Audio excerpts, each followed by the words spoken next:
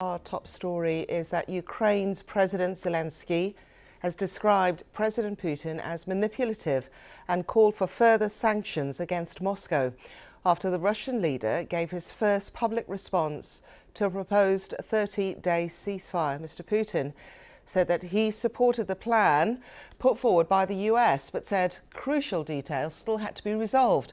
President Trump described Mr. Putin's comments as promising but not complete.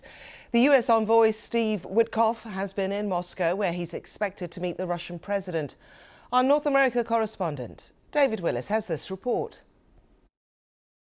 Amidst this US motorcade en route to the Kremlin, Donald Trump's chief negotiator Steve Witkoff in Moscow to put his boss's ceasefire deal to Vladimir Putin, but made to wait whilst the Russian leader greeted his Belarusian ally Alexander Lukashenko. And when President Putin addressed the issue after a closed-doors meeting with the special envoy, his agreement in principle came with strings attached. We agree with the proposals to cease hostilities, but we proceed from the fact that this cessation should be such that it would lead to long-term peace and eliminate the essential causes of this crisis. A quick end to the fighting.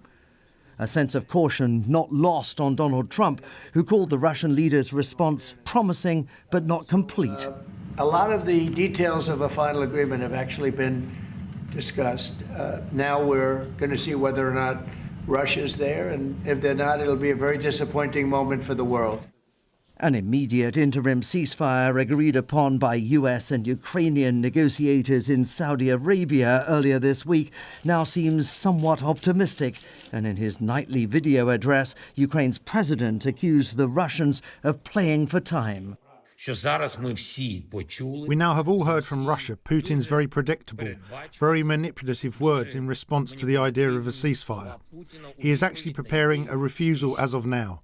Putin, of course, is afraid to say directly to President Trump that he wants to continue this war. He wants to kill Ukrainians. All this comes as Russia is smelling victory in the Kursk region after finally repelling Ukrainian forces some 7 months after their incursion, seizing with it what Ukraine had hoped would be a vital bargaining chip in any future peace negotiations. David Willis, BBC News.